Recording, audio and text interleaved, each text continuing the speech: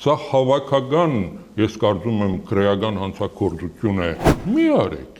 Փաշինյանին եք կոչանում։ Փաշինյանին եք կոչանում։ Փաշինյանին իհարկե։ Մի մարդու որոշում է սա։ Մի մարդու, ոչ թե 5 հոգու, հա։ Մեզ արդեն որպես լուրջ պետության ընդհանրապես չեն նայելու։ Արցախը ես համարձակվում եմ ասել, ազատ նվիրել է, ճագերտավոր նվիրել է, այլ չեմ կարող բառ ասեմ, Ադրբեջանին, ես որևէ մտահոգություն չունեմ պատերազմի։ Փաշինյանի լեզուն հայ ժողովրդի ամենամեծ թշնամին է։ Եթե մենք ունենայինք ևս 2 տարի, ես համոզված եմ, որ այդ հարցին հայանպաստ խաղաղ լուծում կլինի։ Փաշինյանը ամենամեծ հնարավորությունը ուներ խաղաղ լուծման ամենաբարձր լեգիտիմությունը, որովհետև ուներ ամենաբարձր լեգիտիմությունը, աջակցությունը, չեմ ասի, որովհետև ուշ է արդեն։ Մակրոնը նույն էնտուզիազմով շնորհավորելու է նոր ղեկավարին եւ իրեն հրավիրելու է Էլիզե։ ՆԱՏՕ-ի 3 գլխավոր քարտուղարները իմ 10 տարվա ընթացքում 3-ն էլ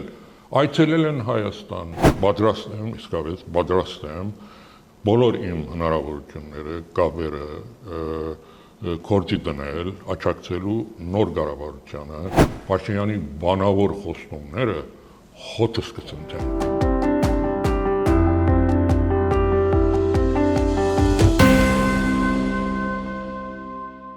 Բարև ձեզ, այսօր իմ հյուրը Հայաստանի նախկին արտգործնախարար Վարդան Օսկանյանն է։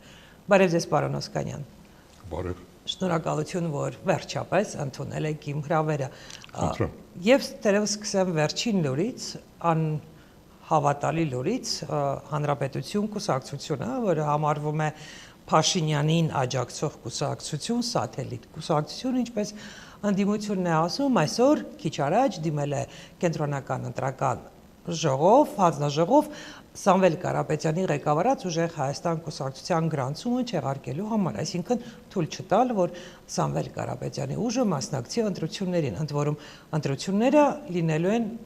վաղը, չէ, մյուս օրը, այսինքն սա աննախադեպ քայլ է եւ այս պահին նույնիսկ անդիմադիրները չեն կարող կանխատեսել ինչ որոշում կկայացնի կենտրոնական ընտրական հանձնաժողովը։ Ձեր կարծիքով, արդյոք կգնան կենտրոնական ընտրական հանձնաժողովը կգնա նման քայլի, չէ՞ որ սա արդեն վերջին կարմիր գիծն է։ Այս հարցը իհարկե երևի նոր է եղել։ Հենց այս պահին։ Բավական անագնգալ հարց է։ Ուղղակի չեմ մտածել դրա մասին, չնայած վերջերս խոսակցությունը շատ էր, որ կարող է նման բան անեն, բայց ես միշտ մտածում էի, որ այդպիսի քայլի չեն գնա, եւ ինչքան օրեր մոտենում էր, այնքան համոզում էի, որ չեն գնա։ Այսինքն ինչ են մտածում, էլի, եթե իրոք ուզում են, որ Ուժեղ Հայաստանին հանեն ընտրություններից, այսինքն հանի, հաղթի եւ համարի, որ լեգիտիմ իշխանություն ունի Փաշինյանը եւ հաջորդ 5 տարին Հայաստանը ղեկավարի, այսինքն հերիք չի կորուստները, հերիք չի իր նկատմամբ ադելությունը, հերիք չի ակնհայտորեն, որ զորով իշխանություն է պահում, հերիք չի, որ Հայաստանը գրվախնդիր է դարձրել, հերիք չի, որ իր համար աթորին մնալը մահոգենաց հարց է դարձրել ինքը, այդ բոլորի վրա գումարվելու է նաեւ բացարձակապես ոչ լեգիտիմ կառավարություն, այսինքն ոնց է պատկերացնում ինքը շարունակի մնալ այդ պայմաններում։ Նայեք, ես ուզում եմ թեր հավատալ, որ սա ինչ որ մի միջոց է հանրային կարծիքի վրա դեր ազդելու, էլի, բայց չեն գնա այդ քայլին։ Բայց եւ կարող է գնան, որովհետեւ իսկապես հարցումները կոնե այնինչ այսօր ես եմ տեսել, ակնհայտորեն հավաքական ընդդիմությունը, որի մեջ գլխավորներից Ուժեղ Հայաստանն է, հաղթում է։ Եվ նման իրավիճակում, որովհետև իշխանությունների համար, Փաշինյանի համար անձնապես քաղաքական առումով մահոգենաց խնդիրը, կարող է եւ գնան։ Պարոն Օսկանյան, տեսեք, մինչ օրս այսպիսի կարծիք կար հասարակությունում, որ եթե Փաշինյանը գնաց նման քայլի, այսինքն հանեց ընտրապայքարից Ուժեղ Հայաստանին, սա միայն մի բան է նշանակում, որ իր ձեռքի տակ կան հարցման արդյունքները, որոնք վկայում են, որ նա ընտրություններին պարտվում է ընդդիմությանը, եթե ոչ մենակ ուժեղ Հայաստան դաշինքին, այլ նաև ընդհանուր ընդդիմության, ինչպես ինքն է ասում, այդ եռագլուխ ուժին, այսինքն Ծառուկյանի ուժին, Քոչարյանի ուժին եւ նաեւ Սավել Կարապետյանի ուժին։ Եվ ըստ այդմ, եթե սա գիտի ընդդիմությունը, սա գիտի հասարակությունը, այս պարզ ճշմարտությունը հասկանում են նաեւ իրավապահ մարմինները, չէ, իրավապահ մարմինների ղեկավարները, ոստիկանությունը, դատավորները, քննիչները եւ այլն, այդ թվում կենտրոնական ընտրական հանձնաժողովի ղեկավարը։ Արդյոք սա չի նշանակում, որ այդ մարդիկ հասկանալով, որ ինչ է իրականում տեղի ունենում, գնում են այն ճանապարհով, որ կատարում են մի մարդու հրաման, ով արդեն ակնհայտ է, որ չի կարող համարվել լեգիտիմ ղեկավար։ Նայեք, ես նույնիսկ չեմ ուզում հավատամ, որ կենտրոնական ընտրական հանձնաժողովը ինչ-որ մի քանի հոգով նման որոշում կկայացնեն։ Ես ճիշտ ասած օրենքը մանրամասնորեն չգիտեմ, իրենք պետք է կայացնեն, թե դատարանը նույնիսկ ցանկացած դատավոր վերցրեք, բայց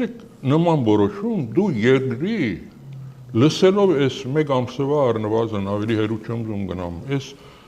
հարցերի քննարկումը, վեճերը, ընտրությունները ակնհայտորեն գիրեք տարբեր ուղղություններով, այսինքն երկրի ճակատագրի հետ են խաղում, գլխավոր ինտիմատիվ ուժերից մեկին հանելով, այսինքն չգիտեմ մի օր եթե այսպես արեցին Փաշինյանը մնաց եւ դատավորի կամ կենտրոնական ընտրական հանձնաժողովի անդամների հույսը այն է, որ սա անելով մեգա Փաշինյանը մնում է իրենց բան չի լինի, նրանք չարաչար սխալվում են, սա մեծակույն դավաճանություն է, սա ժողովրդին ձեռ առնել է, հիմա ես չեմ ասել ում եմ ձեմ տալիս, բայց մի բան ենթադրենք, որ ես տալիս եմ այն քաղաքական ուժին, որին պոտենցիալ հանում են խաղին։ Ես հիմա ակնհայտորեն զայրանալու պատճառ ունեմ, չէ՞։ Ինքը ինձ փաստորեն բան է անում, թույլ չի տալիս իմ ընդրությունն։ Անկեղծորեն չեմ ուզում հավատամ։ Դեռ չեմ խոսում այն քաղաքական ուժը, որ ներկայացնում է։ Սա հավաքական, ես կարծում եմ, քրեական հանցագործություն է։ Հավաքական քրեական հանցագործություն։ Ես այսին մոտավորապես հիմա օրենքը չգիտեմ, դա ոնց է արվելու, դրա համար էսպես արեցի, բայց իմ մտքում սա քրեական հանցագործություն է։ Իմ նկատմամբ, ընդրողի նկատմամբ, երկրի աբակայի ճակատագրի հետ են խաղում։ Նայես ընդրաշավի ընթացքում արդեն խախտումները այնքան շատ են ակնհայտ են, նայեք հավասար պայմաններ չեն։ Այսինքն նույնիսկ մոտ չեն անհավասարությունը։ Ուղղակի բևեռացում է իշխանության առավելությունը, մարդիկ գալանքների մեջ են, չեն գանում շփվեն, խուզարկությունները, ցերպակալությունները, պետական ռեսուրսի օգտագործումը, այս բոլորը արդեն ընդրությունների արդյունքները անօրինական է դարձնում հասարակության մտքում։ Բայց գիտես, մտածում ես, որ լավ, մեկը ոնց որ թե կամ նույնիսկ կարամ ասեմ ակնհայտորեն հենվելով հարցումների վրա ընդդիմությունը հաղթելու է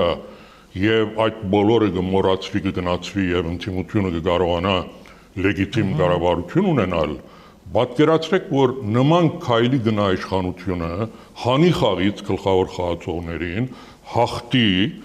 այսինքն այդ արդեն ոչ լեգիտիմ իրավիճակը առանց այս քայլի, դրա վրա գումարվելու է ահավոր ոչ լեգիտիմ քայլը, պատկերացրեք Փաշինյանի հաջորդ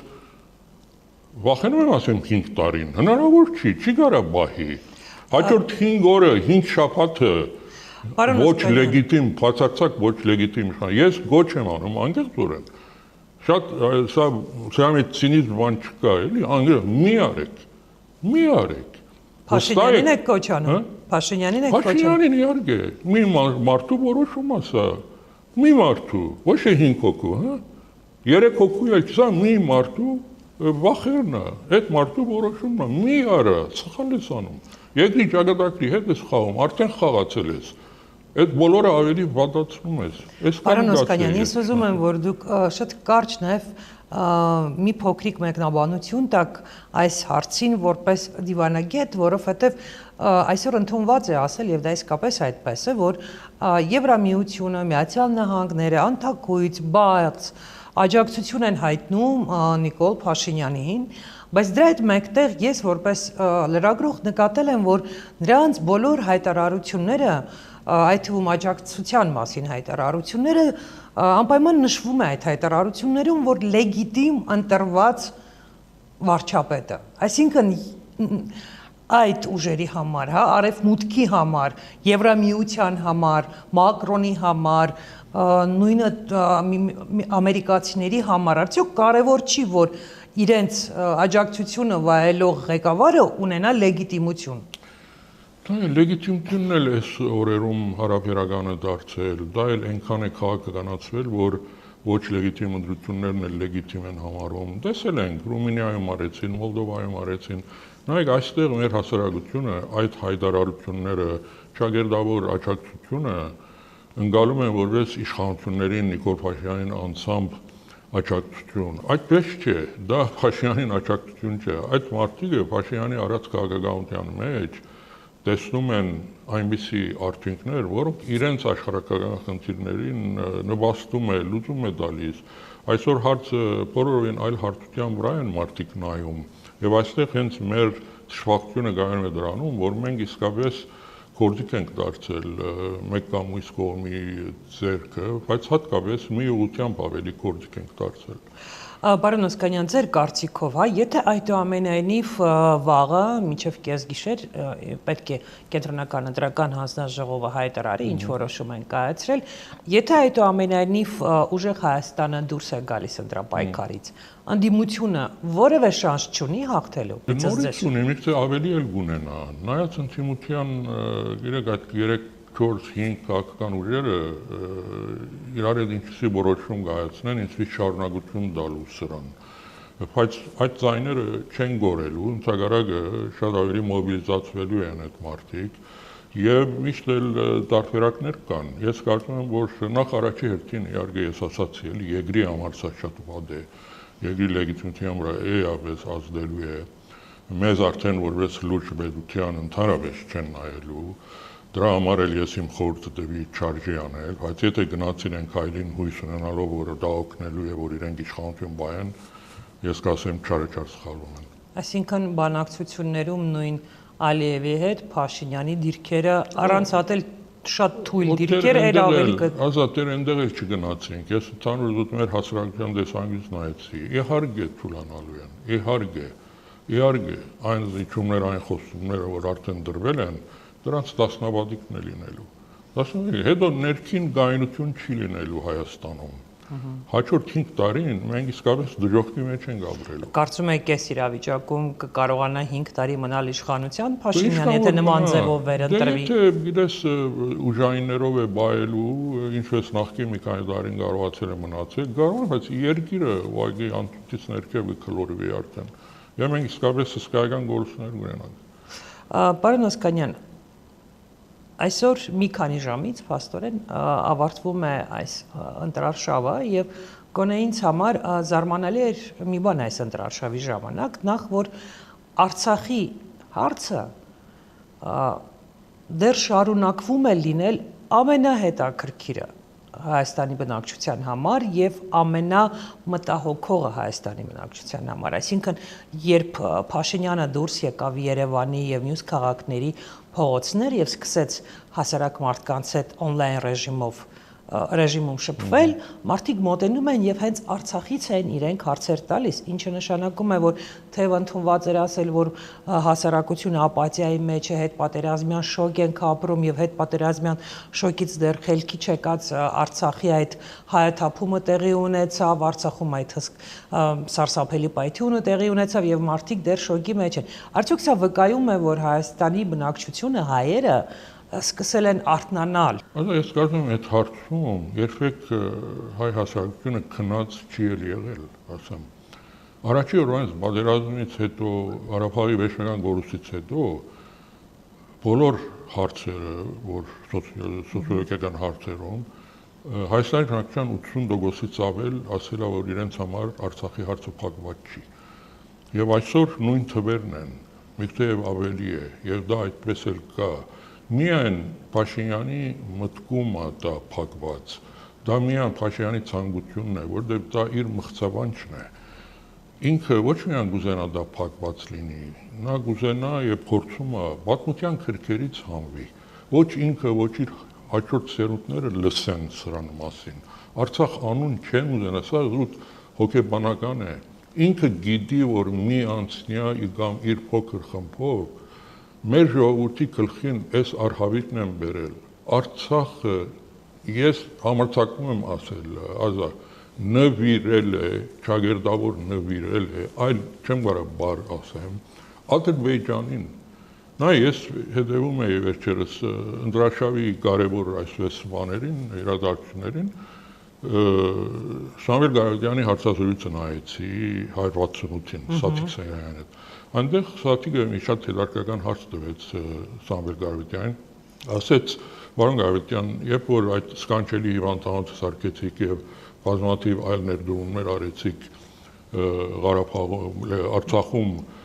արդյոք երբևիցե ձեր մտքում եղել է, որ մի օր դրանք կարող են կորցնել։ Սամվել Գայոդյանը շատ հետաքրքրական պատասխան տվեց, ասեց. Աշխարհում չկա մի հայ, որի ֆանտազիան գերիքեր, որ մենք Արցախը կկորցնեինք։ 100% այդ խոսքի դակ ստորագրում եմ, ոչ թե միայն սկացական առումով, այդ խոսքի հետևը ես դնում եմ իմ 17 տարվա դիվանագիտական փորձը, իմ հանդիպումները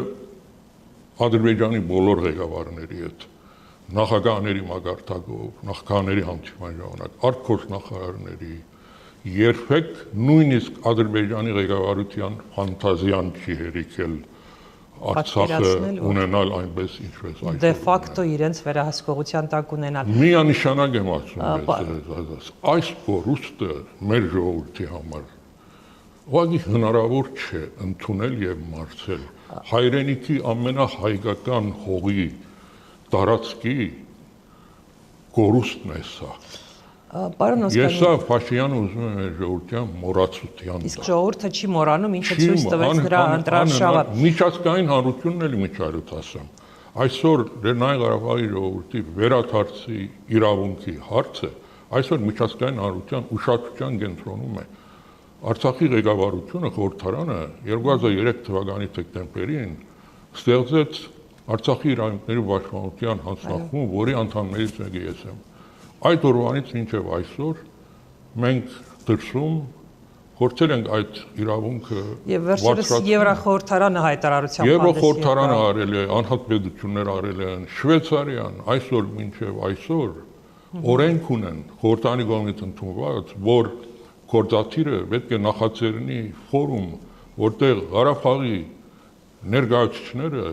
պետք է նստեն նույն սեղանի շուրջ Ադրբեջանի ղեկավարության հետ քննարկելու իրենց վերադարձի հարցը։ Գա արտարադատության միջազգային դատարանի որոշումը։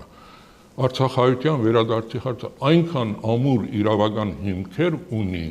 որ ուղղակի այդ հարցը չբարձրացնելը նույնիսկ ես կարծում եմ, որ դա հանցագործություն է։ Իսկ վերադարձի հարցը, երբ որ դուք քննարկում եք նաև վերջին այս տարիներին տարբեր մասնագետների հետ, տարբեր պաշտոնյաների հետ, արտասահմանցի, արդյոք սա նշանակում է, որ իրենք էլ են հասկանում, որ արցախցիների վերադարձի հարցը ենթադրում է ինչ-որ կարգավիճակ նրանց անվտանգությունն ապահովելու համար։ Այո, այդ բոլորը պետք է որոշվի քննարկման արդյունքում, առաջի քայլը այդ քննարկումները։ Բայց չեն բացառում այդ։ Բացարձակապես չեն բացառում։ Ընդհանրակը Եվրոխորհրդարանի որոշումներում ասում է միջազգային երաշխիքներով նրանց հավաքական եւ անվտանգ վերադարձը։ Արտարադատության միջազգային դատարանի որոշման մեջ էլ կա նույն միտքը։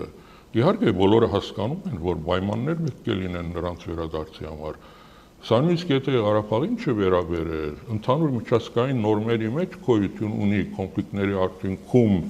տեղահանված մարդիկ, դեռ չեմ ասում էթնիկական զտման ենթարկվածներ, որտեղ շատ ավելի խիստ են վերադարձի պայմանները, ավելի պարտադիր են, այդ բոլորը կարգավորված են եւ այդ իրավունքը մենք ունենք։ Եվ ես համոզված եմ եւ հույս ունեմ եւ դրա մասին բարեբախտաբար խոսում են նաեւ գլխավոր ուրեմն ինտիմատիր ուժերը, որ հաջորդ կառավարությունը այդ հարցը շատ խաղաղ ճանապարհով, դիվանագիտական, առանց ագրեսիվության, առանց պատերազմի սպառնալիքների, պետք է վերվի օրակարգ, դա միայն ու միայն գուժեղացնի մեր թիրքերը, մեր բանակցային թիրքերը եւ իսկապես հույս կտա, որ նման հնարավոր լուծում երբևիցե կարող է լինել։ Այև այստեղ նաեւ հետեւյալ միտքը ասեմ, խոսում է երաշխավորված խաղաղության, գայուն խաղաղության, ուժեղ խաղաղության, այդ երեք տեսակ խաղաղությունների կամ դրանց համադրված խաղաղության երաշխիքներից մեկը գարա նաև լինի Արցախայության իրենց հողի վրա ապրելու հանգամանքը, նրանց գաբը Հայաստանի հետ, որը եւ գարթարացնի արդեն Հայաստանի տարածքով ինչ որ գաբ տալ հայլային ադրբեջանցիներին թեպի Նախիջևան։ Ինչպես կարող եք ստիպել Ադրբեջանի իշխանություններին, որ իրենք ընդունեն այդ օրակարգը, հասկանան, որ պետք է սկսեն բանակցել արցախցիների հետ, Ստիպելու հարց չի, ասեմ, դա իսկապես շատ ռեալ է, շատ հնարավոր է, դեմ արդեն երբ նստես, օրինակ ես կարծում եմ, որ հաջորդ կառավարությունը իր բանակցային դիվանագիտական գործընկերությունը սկսելուց արդեն ասել են դրա մասին, բայց շատ ավելի որպես իշխանություն պետք է հստականեն, որ մեր արտաքին քաղաքական նպատակների իրականացումը չի ենթադրում ուժի օգտագործում։ Եվ դիվանագիտությունը դարձնել իսկապես մեր առաջի գիծը մեր ազգային շահերը հետապնդելու հարցում, հակառակորդին շատ հստակ հասկացնելով, որ այստեղ զուտ դիվանագիտական է, ձեր իրավունքն է հերքել, մեջել, բայց նաև ընդունեք մեր իրավունքը, ձեր կողմից պատրաստվող պահանջների հերքումը եւ մերժումը։ Սկսում է չէ, դա ինչպիսի հավասար պայմաններ կստեղծի, երբ երկուստեք արդեն բացառելով ուժի օգտագործումը, գտա այդ հանգստությունը եւ այդ մթնոլորտում հավատա փոխադարձ ուստահության այս հարցերին հնարավոր է այնպիսի լուծումներ գտնել, որոնք կլինեն փոխշահավետ, որը եւ կնպաստի հարցի առհասարակ կարգավորմանը եւ խաղաղության հաստատմանը Հայաստանի եւ Ադրբեջանի։ Պարոն Օսկանյան, հարցը ակնկալելով հնարավորինս անկեղծ պատասխան։ Տեսեք, մենք ունենք Իլհամ Ալիև, ով 20 թվականին հերոսաբար, ինչպես իրենք են ասում, հաղթել է Ղարաբաղյան պատերազմում։ Ավելին, նա պատերազմից 3 տարի հետո ստացել է ամբողջ Արցախը առանց որևէ մի հայի։ Ոչ մի հայ չի մնաց, մի 20 հոգեր կարծեմ մնացել, նրանք էլ անցած տարի եկան Հայաստան։ Ըստ ձեզ, այս հաղթանակ տարած Ալիևը, ով ամենուրեք այնքան է վստահ, որ ինքը անպատիժ է, որ նույնիսկ չի էլ թաքցնում, որ ինքն է սկսել այդ պատերազմը, Ալիևը, երբ որ տեսնի, որ Հայաստան է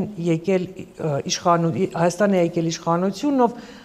Փաշինյանը չէ, Իրանից չի վախենում եւ իր ասած պահանջները չի կատարում։ Ինչ կանի Ալիևը, երբ Փաշինյանն ասում է, որ եթե ինչ չընտրեք, սեպտեմբերին պատերազմ է լինելու։ Սրա տակ ինչ կա։ Ալիև շատ արագ կմոդա փոխվի, երբ իշխանությունը փոխվի Հայաստանում։ Իշխանության կխին լինի մարդ, որ Ալիևը գիտի, որ Փաշինյան չի։ Փաշինյանի հատկանիշները չունի, բայց մյուս կողմից մարդ է, որը շատ իրաբաշտ է, հարցերին շատ ռեալ է նայում, ավանտուրիստ չի։ Ալիևի մոտ շատ ավելի մեծ հանգստություն կլինի ապակա խաղաղության պայմանագրի շուրջ։ Ես սա քեզ վստահեցնում եմ։ Եղել է իրավիճակ, որ մենք թիրքերով փոխված ենք եղել, չէ։ Մենք հաղթել ենք պատերազմ։ Այո։ Բայց Ադրբեջանը մեր առաջ չընդգրկեց, մեր պահանջները հաջորդ չկատարեց։ Դա մեզ բերեց նրան, որ մենք սկսեցինք բանակցել, հենց Լեռնային Ղարաբաղի շուրջ։ Այդպես է, եթե կա ազդեցություն, պետք է լինի հակազդեցություն։ Եթե կա ազդեցությունը, բայց հակազդեցությունը չկա, այդ ազդեցությունը իներցիայով միայն, եթե նույնիսկ չավելացնեն այն կողմից, զուտ այդ ազդեցության իներցիան արդեն ձնակնտիկի էֆեկտ կունենա։ Այսօր մենք այդ ձնակնտիկի ազդեցության տակ ենք։ Կորուստներից հետո մեր Փաշինյանը որևէ հարցի չի հաջողել։ Պարոն Օսկանյան, կարող ենք ասել, որ Ալիևը չի սկսի պատերազմ, որովհետև վստահ չի լինի, որ կհաղթի այդ պատերազմում։ Այն նույնիսկ եթե Ստալինի գաղթի չի սկսի, որտեղ բաժար չկա սկսելու ազա։ Բաժար չկա սկսելու։ Ասեմ, Սյունիքը ուզի, Զանգեզուրի միջանցքը։ Խալիք չի, Սյունիք ուզի, ես ուզի, գիտի որ այդ բոլոր հետևանքները ունենալու։ Բաժար չկա։ Երբ որ եկել է իշխանություն, որը պատրաստ է իր հետ նստել, խոսել, իր զրոյական գետից չսկսել, ինչ որ բաներ ընդունել, դրա համար ես շեշտեցի, երբ որ Ալիև տեսնի, որ իր դիմաց մարդ է, որը փորձ ունի եւ դա իրաբաշտ է, այսինքն հարցերին ռեալ է նայում, ֆանտազիաների մեջ չի, ամենակարևորը ավանտուրիստ չի։ Ալիևը, հավատացեք, շատ ավելի մեծ այսպես վստահությամբ եւ հավատով գնվիրվի այս խաղաղության պայմանագրերը։ Այսօրվա նույնիսկ Ալիևի ստորակելի խաղաղությունը ինքը Ալիևը դրա վրա վստահություն չունի։ Դրա համար է ռեֆերենդումի բանջ է դնում, ուզում է ինքը գործարկը հայ ժողովրդի հետ անի, ինքը լավ գիտի, որ այստեղ ուղղակի շեղում է ընդհանուր նորմերից էլի Փաշինյանի իշխանության ներքո։ Սամես որ ես որևէ մտահոգություն չունեմ պատերազմի։ Այո, այն որ Ալիևը պահանջում է, որ սահմանադրության փոփոխության հարց այդ հռչակագրի տեքստը սահմանադրության տեքստից հանելը պետք է լինի անպայման հանրաքվեի միջոցով, սա խոսում է այն մասին, որ Ալիևը հասկանում է, որ իրեն պետք է պայմանագիր, որը նա կնքում է ոչ թե Փաշինյանի, այլ հենց հայ ժողովրդի հետ։ Ես այդպես եմ հասկանում ամենայն դեպս։ Այո, ես նրա մասին նախկինում եմ խոսել, Ալիևը շատ կարևոր է, Պարոն Ասկանյան, դուք այն քիչ նախկին բարձրաստիճան պաշտոնյաներից եք, այն քիչ քաղաքական գործիչներից եք, որ պատերազմի մեկնարկի հենց առաջին օրվանից շարունակաբար հայտարարություններ եք անում, ձեր խորհուրդներն եք հնչեցնում հասցեագրված իշխանություններին, անդիմությանը, այսինքն շատ ուշադիր հետևել եք այն, ինչ կատարվել է պատերազմի ժամանակ եւ հետպատերազմյան տարիներին, երբ մենք ի վերջո կորցրեցինք Արցախը։ Ես ես հիմա ուզում եմ տալ մի հարց, որը տալիս եմ իմ բոլոր զրուցակիցներին, որտեղ այդ հարցի պատասխանը ինձ իսկապես շատ է հուզում եւ ես դեռ չունեմ այդ հարցի պատասխանը։ Ըստ ձեզ, մենք ի վերջո Արցախը կորցրել ենք դավաճանության, թե հիմարության պատճառով։ Նայած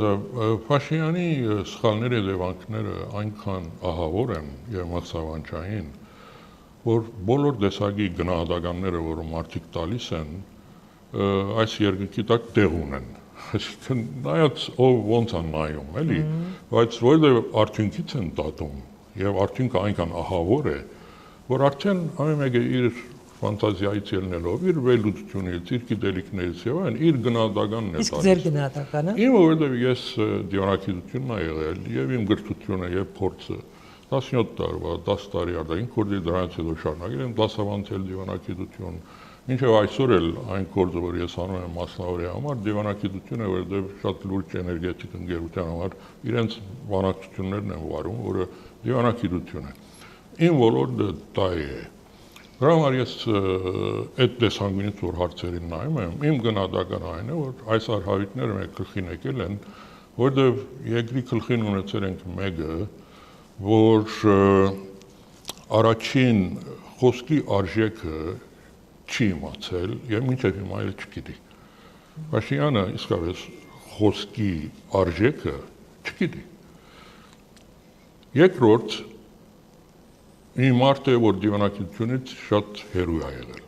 Եթե երկրի ղեկավարը խոսքի արժեքը չգիտի եւ դիվանագիտությունը չի հասկանում, հավանաբար դա մահացու համադրում է։ Եվ այլ արդյունք չէր կարող տալ, քան այնինչ որ մենք ունենք։ Փաշինյանի լեզուն հայ ժողովրդի ամենամեծ թշնամին է, ես սա հաճախ ասել եմ։ Հիշում ես մի ժամանակ ես մի բադոհան տեսա, թեր Արցախ ամբողջությամբ չէին կորցրել, առաջարկեցի, որ ինձ հնարավորություն տան ես բանակցություններ վարեմ, բայց ասի մի պայմանով, որ այդ ընթացքում եւ կարդեմ ժամկետ դրի, եթե լավ հիշում եմ, 6 ամիս ասի դվեք, ես փորձեմ իրավիճակ շտկել, բայց ասի մի պայմանով այդ 6 ամսվա ընթացքում Փաշինյանը պետք է լրի։ Ես դա ասացի ոչ թե ինչ որ վիրավորելու Փաշինյանին կամ նվաստացնելու, դա իմ կողմից շատ անկեղծ բանջ էր։ Իսկապես Փաշինյանը Արձագանքեցին այդ բանը։ Չէ, բնականաբար քննադատեցին այդ խոսքի համար, նույնիսկ Բայց դուք նաև իրենց հետ փորձել եք համագործակցել, հենց անմիջապես ոչ թե համագործակցել, այլ Չէ, ես ուզեցել եմ օգնել, բայց Ղարաբաղ չէին կորցրել։ հեղափոխությունից անմիջապես։ Միտքս ասեմ, որն է, երբ որ ասի պետք է լրի, նորից եմ գրկնում։ Միտքս ցինիզմը չէր կամ ինչ որ վիրավորել չէր։ Դա շատ անկեղծ բան չէր։ Միգուցե պետք չէ հրաբարակային ասեի։ Միգուցե դա պարտացրեց, որ չուզեցին, որ ես դա անեմ։ Հիմա խնդիրը դա չի։ Բայց Փաշինյանի լեզուն հայ ժողովրդի ամենամեծ թշնամին է։ Ներսում երկիրը բարակտելու, ժողովրդի իրար դեմ հանելու, դրսում բոլոր տեսակի վնասներ տալու Հայաստանին։ Նայեք, երբ որ ինքը եկավ իշխանության, ինքը ռեալ հնարավորություն ուներ Լեռնային Ղարաբաղի հարցին դար իսկապես խաղաղ հայանպաստ լուծում։ Ինքը այդ առիթը կորցրեց։ Մի քանի պատճառներով։ Ինքը նախ օգտագործեց առաջի կազուս բելին, որն էր, որ ինքը ասեց ես իմ զրոյական գետից եմ սկսելու։ Սա իսկապես Ադրբեջանի համար կազուս բելի է։ Ահա որ վատ հայտարարություն է, դա իսկապես խոսքի արժեք չիմանալու արդյունք է։ Դիվանագիտություն չհասկանալու։ Մի կողմից համանախագահ երկրները այդքան 30 տարվա ջանք են դրել այնտեղ։ Դա մի շատ տվա բանակցությունների արդյունք չէր, ինչ որ իր սեղանի վրա կար։ Այդ մարդիկ ասին, ով է ես, ոնց կարա այդպիսի բան անի։ Դեռ չեմ խոսում Ալիևի մասին, որ ասեց, այս մարդու հետ ուրեմն հնարավոր չի խոսել։ Ես ցերկ եմ բերել 5+2 իմ տարածքների վերադարձը, որի գլխավորն է իմ արտաքին քաղաքական խնդիրներում, եկել է այս մարդը ասում է, ես սկսել եմ զրոյական գետից։ Սա մեկ կազուս բելի։ Երկրորդը, երբ որ ինքը ասեց, ես չեմ ընտրվել Ղարաբաղի կողմից, գնացեք բանակցեք ղարաբաղցիների հետ։ Ադրբեջանը ասեց, ուրեմն այսքան ժամանակ դեղ չի հասել իմ այն միտքը, որ ես չեմ ընդունում այս մարդկանց որպես քաղաքական միավոր, ինքը ասում է, որ ես նստեմ իրենց հետ խոսեմ, իսկ երրորդը, այս երկուսը հերիք չէր, գնաց Ստեփանագերդի հրավառում կանգնեց, ասեց Արցախը Հայաստան է եւ վերջ։ Սրանցից յուրաքանչյուրը առանցին վերցրած ինքը կազուս բելի է արդեն։ Պատկերացրեք, որ Հայաստանի ղեկավարը ոչ թե նրանից մեկն է օգտագործել, երեքն է օգտագործել շատ կարճ ժամանակի մեջ իրար հետևից։ Եվ մենք զարմանում ենք, որ բادرազմ է եղել։ Պարոն Ասկանյան, բայց նույն իշխանությունները, նույն Փաշինյանը բարբերաբար հայտարարում է, որ շատ վատ ժառանգություն է ստացել եւ եթե Ղարաբաղյան խնդիրը ի սկզբանե լուծում ունենար, նախկին իշխանությունները այն լուծած կլինեին, կարգավորած կլինեին։ Ես ասացի մի քիչ առաջ, որ չկար հայ, չկար ադրբեջանցի, չկար նույնիսկ ավելացնեմ հիմա էլ միջազգային հանրության որևէ ներկայացուցիչ, ՀԱԳ կամ որևէ այլ մեկը, որին ֆանտազիան գերիքեր, որ Ղարաբաղը կարող լինել ամբողջությամբ Ադրբեջանի հպատակության տակ։ Այդպիսի բան չկար։ Միսկի խմբի համանախագահային առաջարկությունն է եղել, այո, բանակցությունների արդյունքում մենք այնտեղ մեծ դերակատարում ենք ունեցել դիվանագիտական առումով, որը ստացել ենք Մադրիդյան փաստաթուղթը։ Դուք եք չէ համահեղինակը այդ։ Այո, ես գիտեք, ընդունված չի ասել, բայց ասեմ, ես այդ փաստաթուղթը համարյա գրել եմ, իսկապես, դա շատ լավ փաստաթուղթ է։ Պարոն Ասկանյան։ Դա մենք ցերկ ենք վերել Քոչարյանի վերջի տարին, 2007-ի դեկտեմբերին։ Աստորեն դուք ժամանակ չեք ունեցել դա իրագործելու։ Բնականաբար։ Որտեվ 2008-ին գնացել եք ապրիլին։ Մադրիդյանը գոչում, որտեղ Մադրիդում է դա ներկայացվել ՀԱԳ նախարարների խորհրդի հանդիման ժամանակ, որ տարին մի անգամ տեղի էր ունենում։ Այդ տարի Մադրիդում էր, դրա համար էլ գոչվեց Մադրիդյան սկզբունքներ։ Առաջի անգամ լինելով այնտեղ հստակորեն ամրագրված է Լեռնային Ղարաբաղի ժողովրդի ինքնորոշման իրավունքը հանրաքվեի միջոցով։ Ես սա համանախագահներն են ներկայացրել որպես լավագույն տարբերակ հարցի լուծման, Ադրբեջանը հենց Մադրիդում, դրանից հետո էլ Հայաստանը նույնպես ընդունել ենք փաստաթուղթը որպես բանակցային հիմք։ Պարոն Օսկանյան, Հիմա տեսեք, դրանից հետո շարունակելով քո հարցի պատասխանը, այո, մենք չենք ունեցել ժամանակը այդ խնդրին շարունակություն տալու։ 2007 դեկտեմբեր վերադարձել եմ ես, դրանից հետո նախագահանություններ էին եւ Քոչարյանը արդեն գնաց։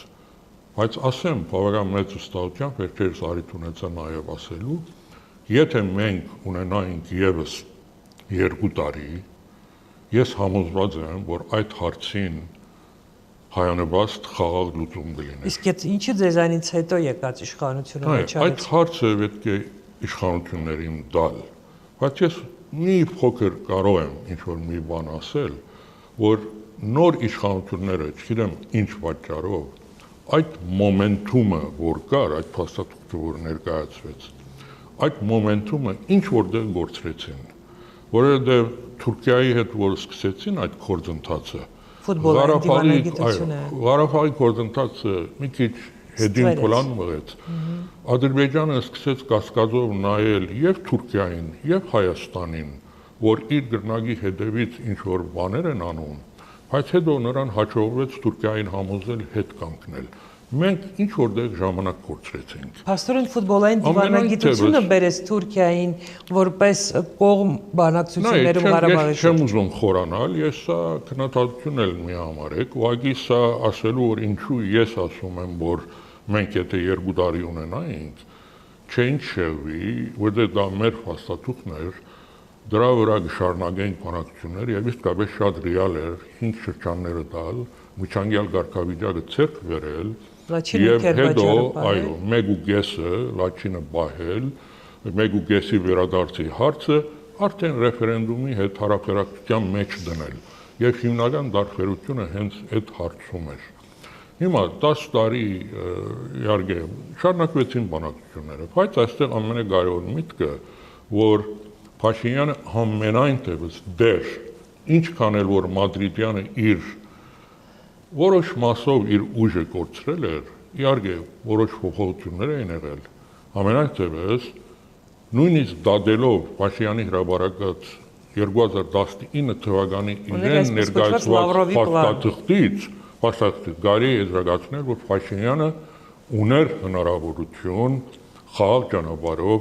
հայանպաստ լուծում տալ Լեռնային Ղարաբաղի հարցին։ Ես այստեղ մի բան էլ ասեմ, շատ կարևոր,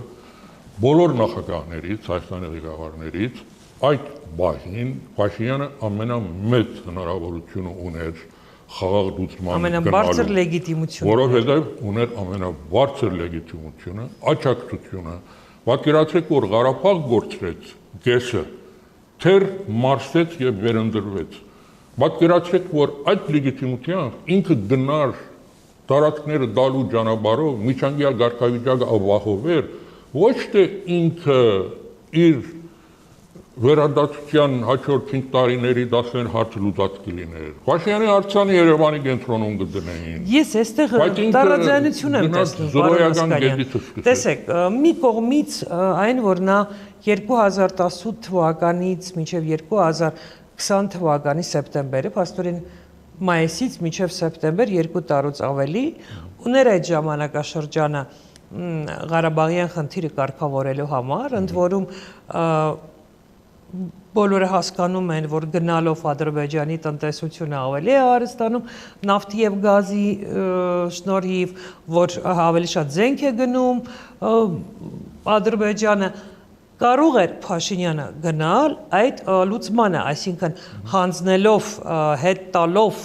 Ադրբեջանին, որովհետև Հայաստանի իշխանությունները երբեք չեն ասել, որ այդ 7 շրջանները վերցրել են, որ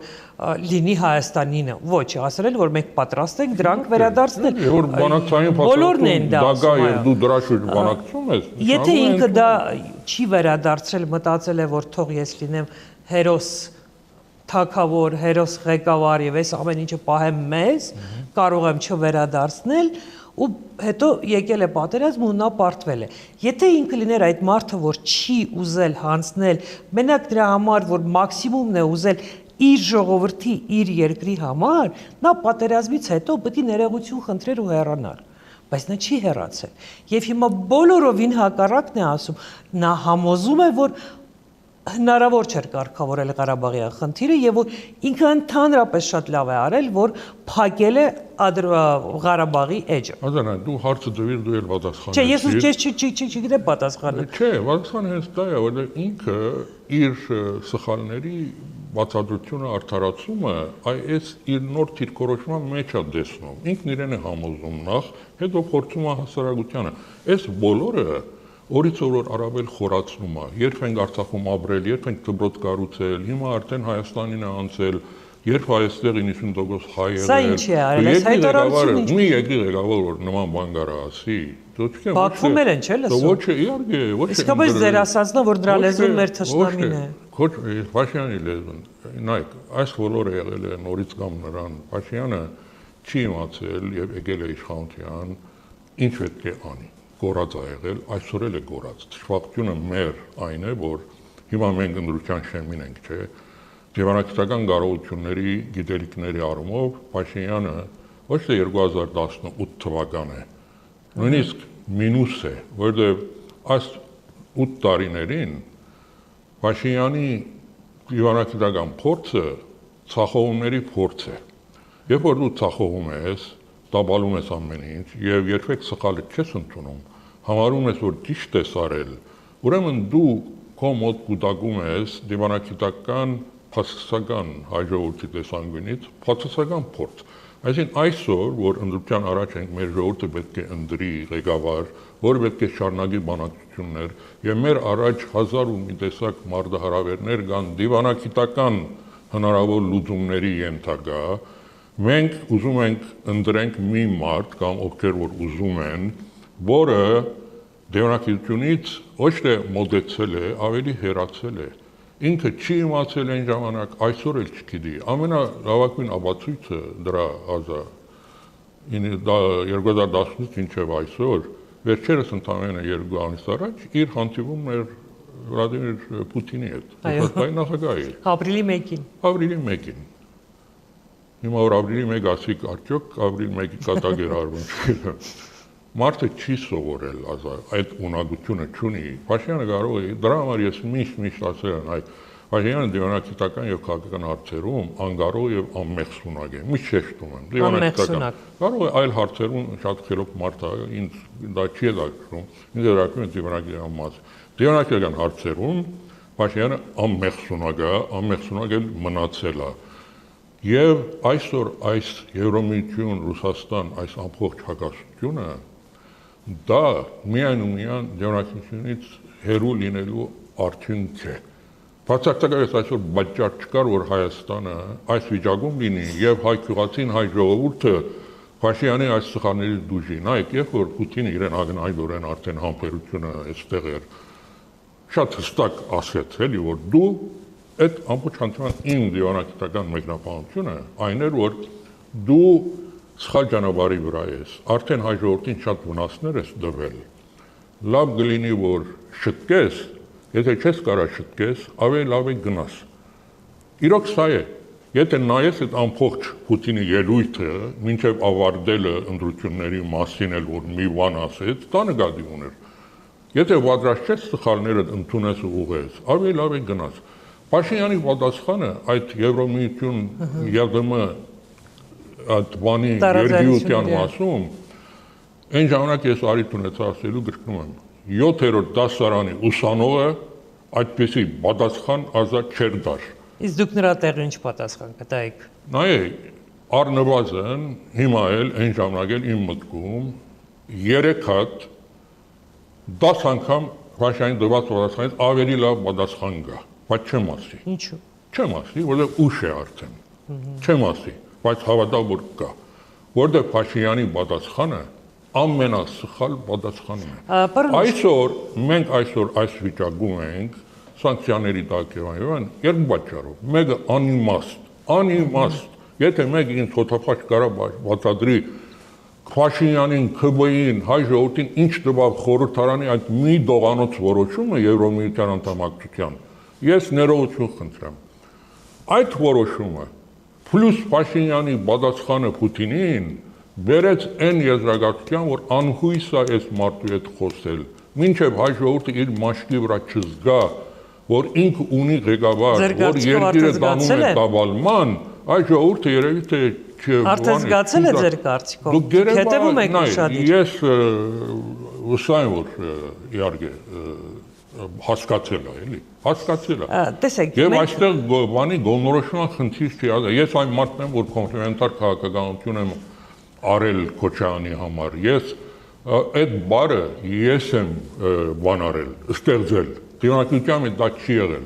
Միացյալ Նահանգներում կոմպլեմենտարիզմի մասին իմ անունը նշելով դիսերտացիաներ կան գրված։ Կոմպլեմենտարիզմի հայրն եմ, այո, ես Հայաստանի։ Ես դա լավ եմ հասկանում։ Այսօր մեր առաջ նույնիսկ այդպիսի ընդրության խնդիր չկա, այդ ընդրությունը Փաշինյանը ինքը մեր ժողովրդի գլխին բերել է, ինչպես վերել է Ղարաբաղի գոռուստը, ինչպես վերել է պատերազմը, եւ նորից կամ իմ առաջնային մտքին, եւ այս բոլորի պատճառը դարձել մարդիկ կարող են դարձնել նրա լեզուն եւ դիվանագիտությունից բացարձակ չհասկանալն։ Պարոն Ասկանյան, տեսեք, ընտրողներ Փաշինյանը ունի ընտրողներ, աջակիցներ, ամեն դեպքում շատ են նրա աջակիցները, հա, չեմ ասում, որ նախկինի պես շատ են, որ նա կարող է առանց ադմինիստրատիվ ռեսուրսի հաղթել ընտրություններին, բայց այդուամենայնիվ շատ են եւ ես երկու մասի կբաժանեի, հա, մի մասը ընտրողների կամ շատ տարեց մարդիկ են, ովքեր արդեն շատ երկար չեն մտածում, ում համար կարևոր է թոշակը, դեղերը, բուժումը եւ այլն, եւ նաեւ մարդիկ, ովքեր ասում են, մեզ էլ դուր չի գալիս Փաշինյանը, բայց մենք նաև չենք ուզում դառնալ Ռուսաստանի մի մաս կամ Ռուսաստանի վերահսկողության տակ ապրող երկիր, մենք չենք ուզում, որ այն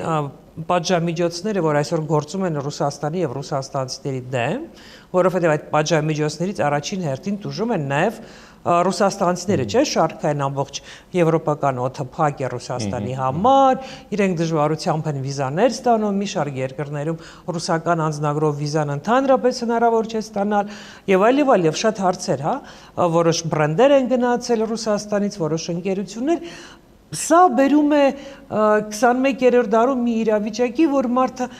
սովոր է ինչ-որ մի կյանքի եւ կյանքի այդ մի մասը գնացել է։ Եվ հայաստանցիներն ասում են, մենք չենք ուզում հայտնվել նման իրավիճակում։ Այո, խնդիր չկա, ասա։ Ես ուզում եմ, որ դուք որպես արտգործնախարար ասեք, արդյոք հնարավոր է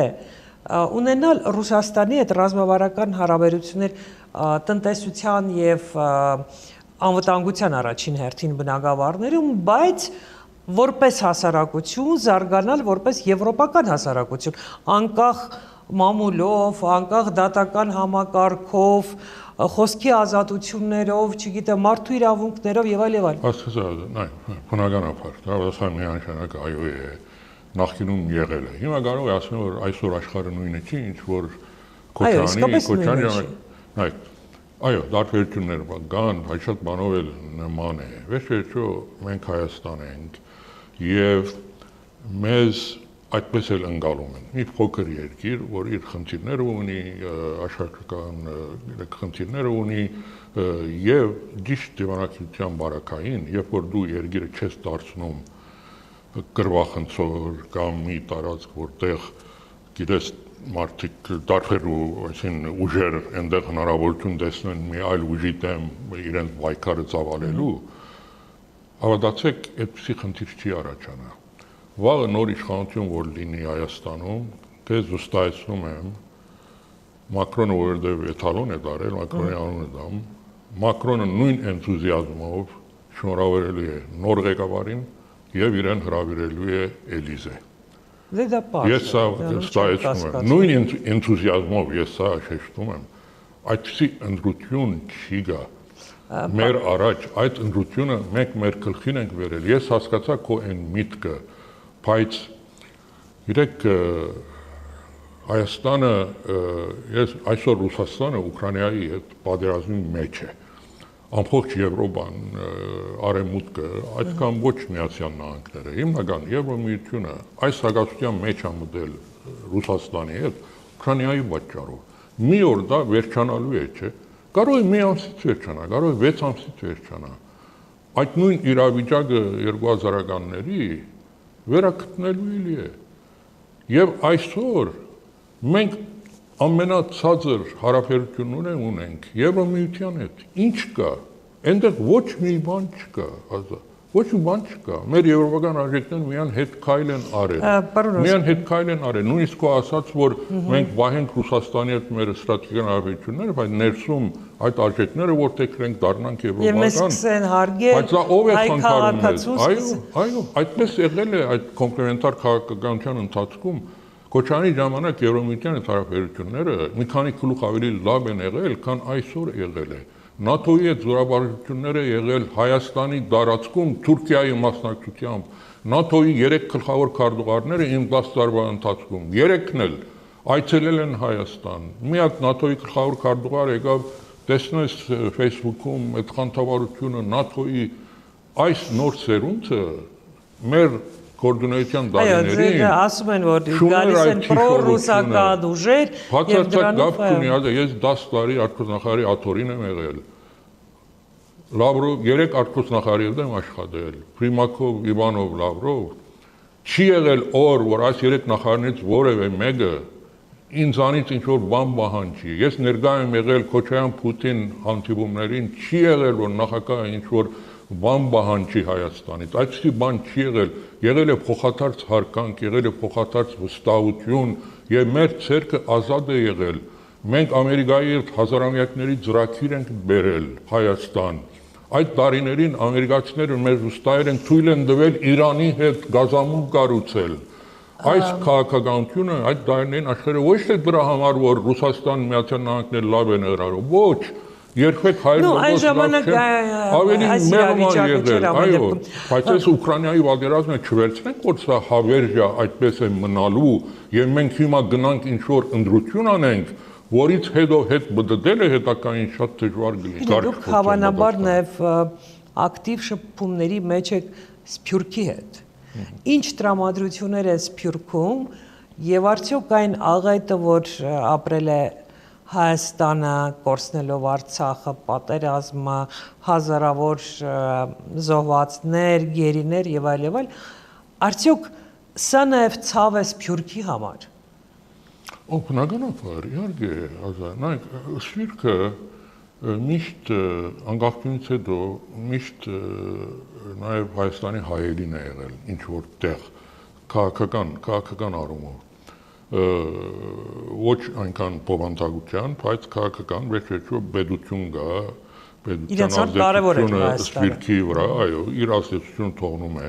Փաշինյանի գալուց հետո, երբ որ բևեռացումը ավելի այսպես ակնհայտ դարձավ, նույնը դեղի ունեցավ Սփյուռքում։ Այն ժամանակ նույն պատկերն էր այդ բևեռացումը կար, երբ Հայաստանում սկսեց այդ հավասարակությունը փոխվել ի վնաս Փաշինյանի տարեց տարի, նույնը կատարվեց Սփյուռքում։ Իրոք, նախկինում շատ ավելի մեծ էին Փաշինյանի աջակիցները, այսօր շատ ավելի նվազ են։ Ինչ որ Հայաստան է, նույնը այնտեղ է։ Չկա սոցիոլոգիա, ոչ այնտեղ, ոչ այստեղ, որ 100%-ով կարողանաս չափել։ Բայց նկատելի է, որ սփյուռքահայերը քիչ են գալիս Հայաստան։ Նայեք, գա, իհարկե, երկրում մթնոլորտը եւ այլն, այդ բոլորը ազդում են, նյութական աջակցությունը շատ ավելի նվազել է, հայկական հիմնադրամը իր նույն այդ փայլքը չունի, մեծ ներդրումներ չկան, այդ բոլորը, որտեղ ամուսնության խնդիրներ կան, դրա հետևանքն է։ Բայց այդ բոլորը շատ արագ իսկապես կարելի է ուղղել, վերականգնել։ Ձեզ շատերը համարում են բավականին արդյունավետ արտգործնախարար, հա, ասում են երևի թե ամենաարդյունավետ արտգործնախարարը Հայաստանի նորագույն այս պատմության տարիներին։ Եթե իշխանափոխությունից հետո, եթե ընդդիմությունը հաղթում է ընտրություններին եւ ձեզ առաջարկում են զբաղեցնել արտգործնախարարի պաշտոնը, դուք կընդունեք նման առաջարկ։ Նախ շնորհակալություն գնահատականի համար։ Իմ գնահատականը։ Գիտեմ, քո շրջապատի մարդիկ ամեն դեպս ես համարում եմ ինքս, որ արդյունավետ աշխատել եմ եւ իմ գործը պետք է արդյունքներից ստացել։ Իրոք Քոչարյանի 10 տարիները Հայաստանի վերելքի տարիներ են եղել, բոլոր ուղղություններով հաջողություն եղել, Սփյուռքի հետ հարաբերություններով եւ բնականաբար իմ եւ ողջ դիվանագիտական գազը Հայաստանի Հանրապետության այնտեղ իր դերակատարություն ունեցել է, որտեղ դա մի մարդու գործ չի, մի ամբողջ ուրեմն բանի նախարարության գործ է։ Ես այդպիսի, որովհետեւ հանրություն չմոռանա քո հարցը, եթե ինձ առաջարկեն արտգործնախարար կընտրեմ թե չէ, ես այդպիսի սպասում ակնկալում հավակնություն չունեմ, սա միանշանակ կարող եմ ասել, բայց պատրաստ եմ, իսկապես պատրաստ եմ բոլոր իմ հնարավորությունները, կապերը գործի դնել, աջակցելու նոր կառավարությանը, որովհետեւ արդյունավետ դիվանագիտություն իրականացնի։ Ես մի քիչ առաջ ասացի, որ դիվանագիտությունը մեր պայքարի առաջի գիծն է լինելու։ Ես հիմա եթե միան թվարկեմ, թե ինչպիսի մեր առաջ խնդիրներ կան, ապա քո ժամանակը նույնքանով կգտնապատկվի, իսկապես շատ են։ Մի բան պատկերացրեք, էլի, թրիփը կա, խաղաղության պայմանագիր կա, ադրբեջանցիների վերադարձ հարց կա իրենց կողմից, անկլավների հարց կա, աշխարհակահաղական այս խնդիրները կա, Եվրոմիություն, Ռուսաստանի հակասությունը, Բայց դուք ասում եք, որ այդ ամեն ինչ հետ կարող եք գլուխ անել։ Նայեք, այդ բոլորը հնարավոր է անել։ Ես սա իմ փորձից եմ ասում, այստեղ իմ խորհուրդը նոր իշխանություններին հետևյալը կլինի։ Դիվանագիտությունը հանգարտ չգուսակցականացնեք։ Ինչպես արդարադատությունն է գույր, մեր դիվանագիտությունն էլ նոր իշխանության օրոք գույր թող լինի։ Քաղաքական առումով։ Քաղաքական առումով, այո, բնականաբար։ Բերեք իսկապես այն կադրերը, որոնք արդեն կան երևում են, եւ այս դարիները իրոք ազդե շատ բան բացահայտեց։ Ես որ հետևում եմ, փայլուն անձնավորություններ կան, գիտելիք ունեն, 4 լեզու են խոսում, փայլուն գրթություն ունեն, դեսլական ունեն, հայրենասիրություն ունեն, շատ են տեսնում ես, դիվանագետների մեծ խումբ կա դրսում, դիվանագետների մեծ խումբ կա ներսում այսօր արտգործնախարարությունում աշխարհում, որոնք ես կարծում եմ, որ շատ մեծ ցանկությամբ են իրականացնում իրենց դրված հանձնարարությունները։ Նայեք, գար վահ, ես սա 100% կարող ասեմ, որ 0-ից 10 սանթղագի վրա, եթե փորձեմ նկարագրել,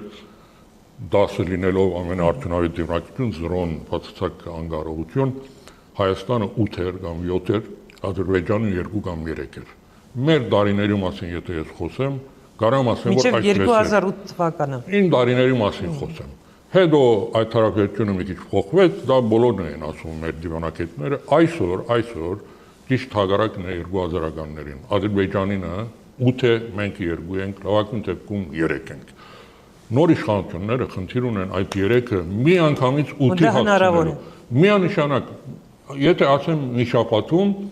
չզարմանաց, որովհետև խոսքը ռազմական բալանսի Դուք պատրաստ եք օգնել այդ հարցում։ Խոսքը ռազմական բալանսը ուղղելու մասին չէ, որտեղ պետք է զենք գնես, փողաբեդ, ժամանակաբեդ, բերել եւ այն, այստեղ ընդամենը պետք է ճիշտ քաղաքականությունը եւ ճիշտ կադրերը։ Ես ասացի կադրերը կան, քաղաքականությունը պետք է հստակեցնել։ Բարեփոխտաբար ես որ հետևում եմ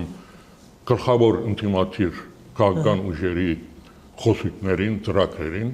արտաքին քաղաքական մասով նրանք ճիշտ ուղու վրա են։ Այո, ասում են բոլորի հետ կհամագործակցենք, բոլոր փաստաթղթերը ամենակարևորը մենք զրոյական գետի չենք սկսելու, Փաշինյանի սխալը չենք անելու։ Ինչ են ասում, ինչ որ գա ընդունում ենք գիտություն, բայց հալած յուղի դեղ չենք ընդունելու։ Բարելավման դեղ կա, բարելավում ենք։ Իսկ ամենամեծ առավելությունը, որ ինտիմությունը կունենա, երբ որ իշխանություն դառնա, Փաշինյանի բանավոր խոստումները հոտը կցնցեն։ Ադրբեջանը Գուցե կան ինչ-որ գրավոր խոստումներ, որոնց մասին մենք չգիտենք։ Եթե չի հրաբարակվել, դրանք արժեք չունեն։ Արժեք ունեն այն ինչ որ կա այսօր սեղանի վրա։ Միացյալ Նահանգները ջանք է դրել, այլ երկրներ ջանք են դրել, պետք չէ դրանք արհամարել։ Պետք է դրանք վերցնել, աշխատել, բարելավել, որովհետեւ դրանք առավել արդյունավետ դարձնել։ Բայց Փաշինյանի մյուս խոստումները գցնցեն հոտ։ Ադրբեջանը թեր իրավունք ունի իր բանջները դնելու։ Դող դնի նորից։ Սրա մասին խոսեցինք։ Մենք էլ կդնենք մեր բանջները։ Եվ արդեն կսկսեն շատ ավելի բաց, տապանցիկ եւ շատ ավելի անգերց բանակցություն։ Դուք խոսեցիք, որ դիվանագիտությունը պետք է վեր լինի քաղաքականությունից եւ կուսակցական չլինի, այսինքն կառավարությունը պետք է հասկանա, որ արտգործնախարարությունում պետք է լինեն մարդիկ ովքեր այս կամ այն ուժի հատկապես հետ հիմա, ժամանակ չունենք։ Ես ուզում եմ այս միտքը շարունակել, հա, պարոն Ասկանյան, տեսեք, մենք ապրում ենք մի ճգնաժամում, որից իմ կարծիքով հնարավոր է դուրս գալ միայն, եթե մենք միասին լինենք, այսինքն տարբեր ուժեր համախմբվեն եւ ստեղծեն կոալիցիոն կառավարություն, հա, այսինքն եթե այս ճգնաժամն այնքան խորն է, որ մենք արդեն խոսում ենք, որ կարող ենք կորցնել պետականությունը եւ այլ, ուրեմն սա մի մարդու անելիք չէ, կամ մեկ ուժի անելիք չէ։ Մենք ինչի խորհրդարանական հանրապետություն դարձանք, հենց այս նպատակի համար, որովհետեւ մի մարդ, մի քաղաքական ուժ բացարձակ մեծամասնություն եւ բացարձակ իշխանություն չունենա երկրի առածների վրա, այդ հնարավորությունը այսօր կա։ Խորհրդարանական դառնալուց հետո արդեն մենք արիթ չունեցանք, դաբալվեց Սերժակյանի իշխանությունը, այնտեղ այո, դերևս էլի կոալիցիոն չէր, բայց տարբերությունը շատ ավելի փոքր էր, կարող է որոշ ժամանակ անց լիներ կոալիցիոն կառավարություն, բայց Փաշինյանի ժամանակ իր այդ բարձր լեգիտիմությունը, աջակցությունը բերեց նրան, որ ինքը ունեցավ բացարձակ մեծամասնություն, երկրորդ անգամ նույնպես բացարձակ մեծամասնություն։ Այսօր իսկապես շատ ռեալ հնարավորություն ենք իսկական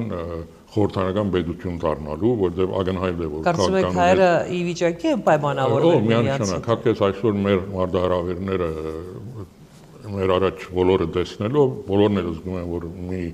քաղաքական ուժի գործը չի, այլ եւս որ ես նայում եմ ղեկավարներին այսօր գլխավոր բոլորն էլ հասուն գիտակից փորձ ունեցող մարդիկ են, իրար շատ լավ լեզու են գտնելու եւ իրար լրացնելու են եւ մենք իսկապես ունենալու ենք շատ արդյունավետ կառավարություն։ Պարոն Ասկանյան, պատկերացրեք, որ ես Հայաստանի այն քաղաքացին եմ, ով շատ չի սիրում Փաշինյանին, բայց նաեւ չի ուզում գնալ ընտրությունների, ալարում է, երբեք չի գնում։ Դուք ունեք ուղիղ 1 րոպե ինձ համոզելու։ Ինչու ես պետք է հունիսի 7-ին, Կիրակի օրը գնամ ընտրությունների եւ ընտրեմ ընդդիմությանը։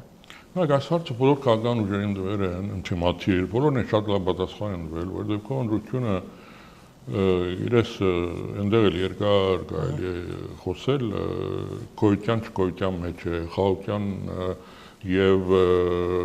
իրես բարտացրված խաղաղության զիջումների մեջ է,